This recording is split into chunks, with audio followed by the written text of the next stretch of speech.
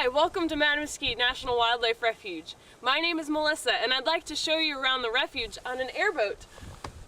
Grab your jacket and let's go.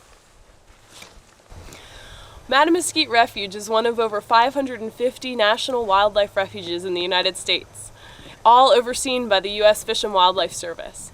The heart of the refuge is Lake Mattamuskeet, and it's just down this canal. It's the largest natural lake in North Carolina, over 40,000 acres of open water and prime wildlife habitat. But would you believe that someone once decided it'd be a good idea to drain the lake and farm the lake bed? The Mattamuskeet Lodge behind me here was built in 1915 to house a pump station. 4 steam engines pumped lake water out canals to Pamlico Sound. The drained lake bed was farmed off and on between 1915 and 1930. But the project was never profitable, so the entrepreneurs sold most of the lake bed and the pump station to the federal government in 1934, and it was immediately declared a migratory bird refuge. It's still a migratory bird refuge today.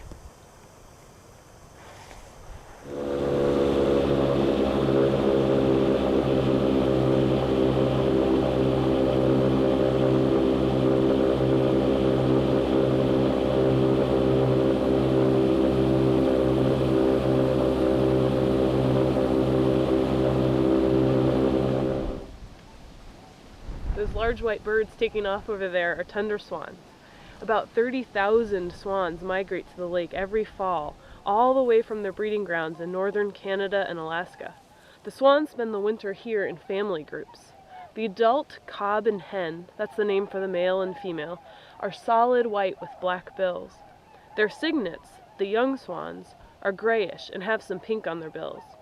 Tundra swans feed on the roots and stems of aquatic plants, including a group of plants known as submerged aquatic vegetation, or SAV.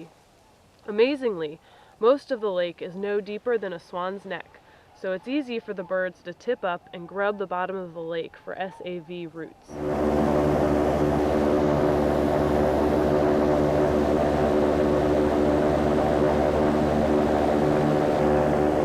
Why do thousands of ducks call the lake home?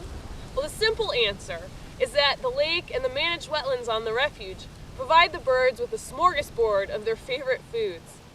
Along the lake edge, there's a shallow zone of marsh, grasses, and sedges. During the growing season, the lake level drops about a foot as southwesterly winds blow its water out 4 major canals to Pamlico Sound. As the water level in the lake drops, the lake edge is exposed and greens up in an explosion of annual grasses and sedges. Fall rains slowly flood the emergent marshes to depths just right for dabbling ducks, such as mallards, black ducks, pintail, and green-winged teal that tip up to feed. The refuge-managed impoundments provide habitat similar to the lake edge, and combined with the SAV, the table is set for waterfowl. The action on the lake is not just in the winter. As the lake level rises and falls in the spring, summer, and fall, thousands of shorebirds and wading birds feed along its edges. Sandpipers, plovers, herons, and egrets, like that one, are a common sight along the shore during those months. We're right here on the edge of the lake where it's really muddy, and you can see the signs of all the animals that we haven't seen today leaving their tracks in the mud. There were some raccoon tracks, and also we have this line of deer tracks here. You can see the marks made by the 2 hooves, and because it's so muddy here, you can also see on some of these tracks that there are 2 marks right behind the hooves that are where the dew claws from the deer that are actually kind of up on their ankle make a mark as well.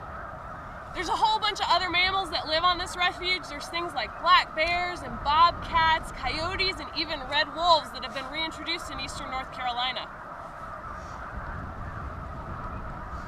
Adjacent to the shallow shores of the lake are hundreds of acres of bald cypress swamp.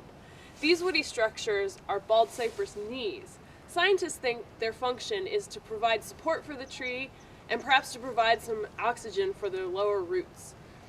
In the fall and winter, mallards and wood ducks seek shelter in the cypress swamps. Fish-eating osprey build their nests in the tops of the trees in the spring. And in the spring and the summer, the bright yellow prothonotary warbler fills the swamp with the sound of its loud sweet, sweet, sweet.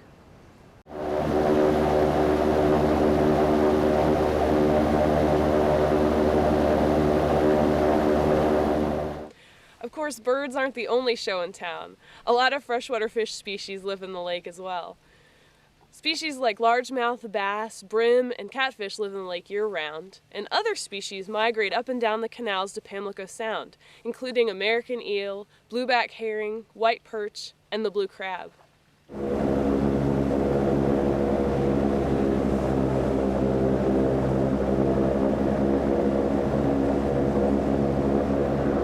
That mass of white birds out there is a huge flock of snow geese.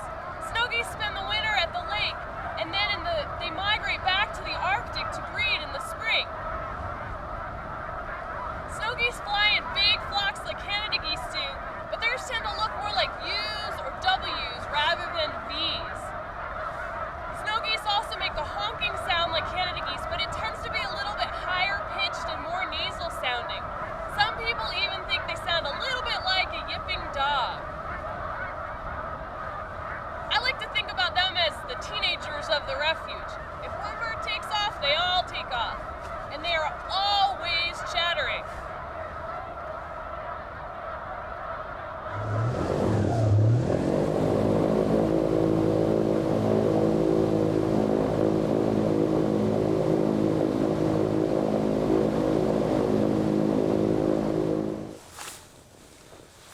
We're back. What a day.